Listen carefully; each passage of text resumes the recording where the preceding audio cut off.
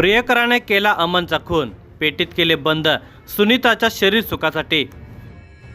तो तिला घेऊन बिहारमधून पळाला आणि हरियाणामध्ये येऊन राहू लागला। पण त्याला काही काम नव्हते, त्यामुळे ती काम करून संसार चालवू लागली। तो रिकामा फिरत होता, तिला छळत होता। त्याच्या त्रासाला ती कंटाळली असतानाच तिच्या आयुष्यामध्ये दुसरा तरुण आला, तिला आधार मिळाला। हे पहिल्या तरुणाला समजले तसा तो चिडला। त्याने तिला आणि तिच्या दुसऱ्या प्रियकराला संपवण्याची धमकी दिली। त्यामुळे तिचा प्रियकर घाबरला। या भीतीतून त्याने वार करण्याआधी आपणच त्याला संपवावे असा विचार केला। हा विचार त्याने अंमलात आणला। ज्याच्याबरोबर संसार थाटला तो मरून गेला। त्याला मारणारा दुसरा प्रियकर गजाआड झाला व ती पोलीस तपासाच्या कचाट्यामध्ये सापडले।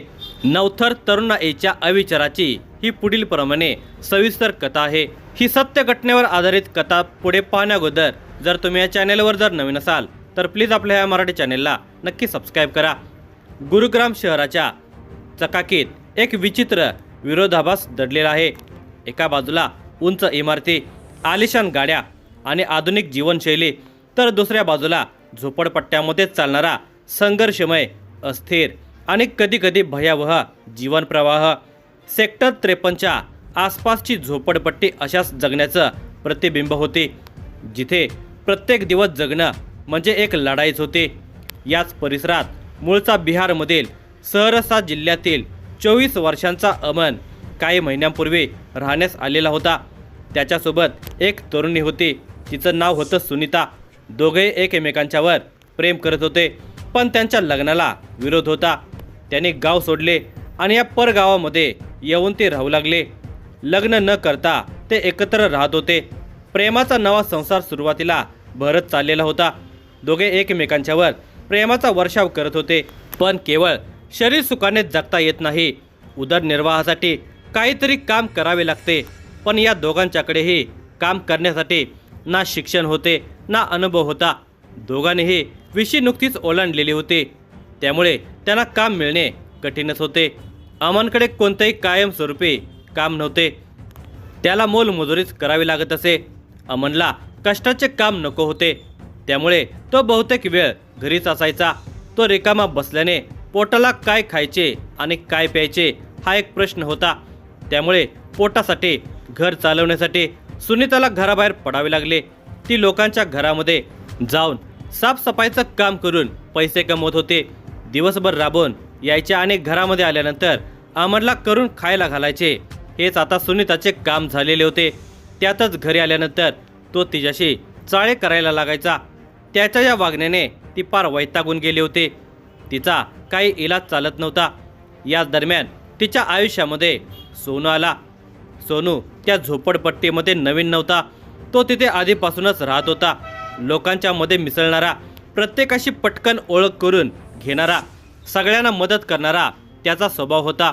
एकदा पाण्याच्या टँकरसाठी लावलेल्या रांगेमध्ये सुनीता आणि सोनूची ओळख झाली। 25च्या आतील तरुण सुनीताने पाहून सोनूने तिच्याशी जवळीकता वाढवली। ती कामाला जाण्यासाठी घराबाहेर पडली तर त्याची गाठ पडायची। कधी चहा प्यायला, कधी सहज बागेमध्ये भटकायला ते दोघे जाऊ लागले। बोलता बोलता दोघांच्या मध्ये चांगलीच मैत्री झाली। हळूहळू सोनूची सुनीताचा नवरा अमनशी ओळख झाली। ते दोघे समवयस्क असल्याने आणि एकाच परिसरामध्ये राहत असल्याने त्यांच्यामध्ये मैत्री झाली। आता सोनूची तिच्या खोलीवर ये जा सुरू झाली। दोघांचे बोलणं, हसणं हे सर्वसामान्यच होतं। आता या बोलण्यातून सुनीताने सोनूसमोर मन मोकळं केलं। आपण प्रेमामध्ये पडून चूक केली, घर सोडून इथे आलो आणि अमनने धोका दिला असे ती म्हणाली। तेव्हा सोनूने तिला आधार दिला। सगळं काही ठीक होईल, काळजी करू नकोस असं त्याने सांगितलं। हळूहळू त्या दोघांच्यामध्ये इतकी जवळीकता वाढली की त्या दोघांना एकमेकांच्या शिवाय चैन पडेना। जीवाची घालमेल होऊ लागली। तेव्हा त्याने तिच्यासमोर प्रेम प्रस्ताव ठेवला। ती हरकून गेली। नाही म्हटले तरी अमनशी तिने काही लग्न केलेले नव्हते, त्यामुळे तिने सोनूला होकार दिला। पण येथून बाहेर कुठे पळून जाणे तसे कठीणच होते। एका बेसावध क्षणी सोनूने सुनीताला मिठीत घेतले। कितीही झाले तरी परपुरुषाच्या त्या स्पर्शाने ती शहारून गेली, संकोचली। तिनं अंग चोरून घेतले। त्याने तिच्या हनुवटीला धरून चेहरा वर केला. ती लाजली. त्याने तिच्या ओठावर ओठ टेकले. आवेगाने तो तिचे चुंबन घेऊ लागला. तिच्याही उत्तेजना वाढल्या होत्या. तिने त्याला प्रतिसाद दिला आणि मग कशाचेच बंधन उरले नाही. दोन तरुण शरीर एकमेकाला घासू लागले. उत्तेजना वाढत गेल्या. त्या खोलीमध्ये भर दिवसा काम वासनेचा जोर पसरला. पाहता पाहता दोघेही विवस्त्र होऊन शरीर सुखाचा आनंद लुटू लागले. अमनला दगा देऊन सुनीताने सोनूशी सूत जुळवलेले होते.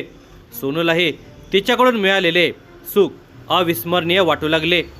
त्यानंतर दोघांच्या भेटीगाठी वाढत गेल्या. ते दोघं कधी घरामध्ये तर कधी बाहेर उभं राहून हळू आवाजामध्ये बोलत असायचे. कधी सुनीता फोनवर तासनतास त्याच्याशी हसत खेळत बोलत असे. तो आवाज अमनच्या कानावर पडायचा तेव्हा अमन बुचकळ्यात पडला. आपल्यावर प्रेम करणारी सुनीता आपल्यासोबत असताना चिडचिड करते, मग हसून कोणाशी बोलते हे कोडे त्याला काही सुटत नव्हते. त्याला काहीतरी बदलतंय याची जाणीव होत होते, पण नेमकं काय हे तो समजू शकत नव्हता. एके दिवशी त्याने लक्ष ठेवले. सुनीता फोनवर बोलत असताना तो तिच्यासमोर जाऊन उभा राहिला. ती फोनवर बोलताना अचानक शांत झाली होती. जणू काही त्याच्यापासून काहीतरी लपवत होते. त्या क्षणी त्याच्या मनामध्ये पहिल्यांदा संशयाची ठिणगी पडली. त्यानंतर तो प्रत्येक छोट्या गोष्टींकडे लक्ष देऊ लागला. सोनू कधी येतो, किती वेळा बसतो, सुनीता त्याच्याशी कशी बोलते. हळूहळू त्याला जाणवू लागलं की ही फक्त ओळख नाही, त्याहून अधिक काहीतरी घडत आहे. पण तोपर्यंत उशीर झालेला होता. अमन सगळं समजून चुकला. त्याच्या मनामध्ये राग, दुखापत आणि विश्वासघाताची भावना एकाच वेळी उसळून आली. त्याने सुनीताला चांगलेच फैलावर घेतले. तेव्हा तिने त्याला प्रत्युत्तर दिले. दोघांच्यातील वाद चांगलाच पेटला. या भांडणाचा आवाज इतका वाढला की शेजाऱ्यांनाही आवाज ऐकू गेला होता. त्या घटनेनंतर वातावरणामध्ये तणाव कायम होता. अमन सोनूवर चिडून होता. त्याने सुनीताला धमकावले. तसेच सोनूलाही अद्दल घडवतो अशी धमकी दिली. हे सुनीताने सोनूला सांगितले होते. तसा सोनू घाबरला होता. अमन कधीही त्याच्यावर हल्ला करू शकतो अशी त्याची समजूत झाली. या भीतीतून त्याने एक धाडसी निर्णय घेतला. या निर्णयाला सुनीतानेही होकार दिला. दोघांनी मिळून एक कट रचला. दिनांक 25 एप्रिलच्या सकाळी सुनीता नेहमीप्रमाणे कामावर गेली. अमन झोपडपट्टीमध्ये एकटाच होता. ही संधी साधण्याचे सोनूने ठरवले. त्याने आपल्या साथीदार मोहम्मद सिराजला सोबत घेतले आणि दोघे त्या झोपडपट्टीकडे गेले. ते आत गेले तेव्हा अमन बेसावध होता.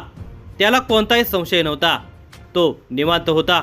अनेक क्षणार्धात सोनू आणि सिराज त्याच्यावर झेपावले. एकाने त्याचे पाय घट्ट पकडले तर दुसऱ्याने त्याचा गळा आवळण्याचा प्रयत्न केला. अमनने स्वतःला सोडवण्याचा आटोकाट प्रयत्न केला. त्याने हातपाय झटकले, आवाज काढण्याचा प्रयत्न केला, पण त्या लहानशा झोपडपट्टीमध्ये त्याचा आवाज अडकून राहिला. हळूहळू त्याची हालचाल मंदावली आणि काही क्षणातच सगळं संपलं. अमन ठार झाला होता. आता या मृतदेहाचे काय करावे हे त्या दोघांना समजेना. थोडा विचार केल्यानंतर सोनू आणि सिराज यांनी मृतदेह लपवण्याचा निर्णय घेतला. त्यांनी अमनचा मृतदेह उचलून एका लोखंडी पेटीमध्ये कोंबला. शरीर वाकून जबरदस्तीने आत कोंबले. त्यानंतर ओळख पटू नये म्हणून चेहरा जाळण्याचा प्रयत्न केला. हे सगळं करताना त्यांच्या मनामध्ये एकच विचार होता, पुरावे नष्ट करणे.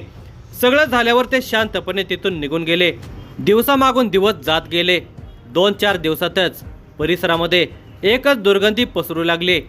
हा घाण वास सहन होत नव्हता. ही दुर्गंधी येत होती त्या झोपडपट्टीवर. लोकांच्या नजरा खेळल्या. हा वास म्हणजे काहीतरी विपरीत घडलं असणार हे गृहीत धरून कोणीतरी पोलिसांना माहिती दिली. काही वेळातच पोलीस घटनास्थळी दाखल झाले. झोपडीचं दार उघडलं. आत अंधार पसरलेला होता आणि कोपऱ्यामध्ये एक लोखंडी पेटी ठेवलेली दिसत होती. त्या पेटीकडे पाहताच पोलिसांना संशय आला. त्यांनी सावधपणे ते उघडलं. उपस्थित लोकांच्या काळजाचा ठोका चुकला. त्या पेटीमध्ये तरुणाचा मृतदेह होता. त्याच्या गळ्यावर खोल जखमांचे निशाण होते. तसेच चेहऱ्यावर जळालेल्या खुणा स्पष्टपणे दिसत होत्या. हा खुनाचा प्रकार आहे हे प्रथम दर्शनी स्पष्ट झालं होतं. त्याची ओळख लपवण्यासाठी, पुरावा नष्ट करण्यासाठी चेहरा जाळल्याचाही पोलीस अंदाज करत होते. पण परिसरातील लोकांनी मृतदेह ओळखला होता. तो तिथेच राहणारा अमन होता. त्याच्यासोबत राहणारी त्याची पत्नी सुनीता गेल्या काही दिवसांपासून दिसत नव्हते. तिच्या या परिसरातील सोनूशी अनैतिक संबंध असावेत असा संशय काही लोकांनी पोलिसांच्या समोर व्यक्त केला. पोलीस तपास सुरू झाला. पुरावे गोळा केले. तपासाची दिशा स्पष्ट झाली. सोनू आणि मोहम्मद सिराज यांना अटक करण्यात आली. चौकशीमध्ये त्यांनी गुन्ह्याची कबुली दिली. संपूर्ण कट उघड झाला. दरम्यान सुनीताची भूमिकाही संशयाच्या भोवऱ्यामध्ये अडकली. तिची चौकशी सुरू झाली. ती या कटामध्ये सहभागी होती की नाही हा प्रश्न तपासाचा केंद्रबिंदू बनला असून अधिक तपास सुरू आहे.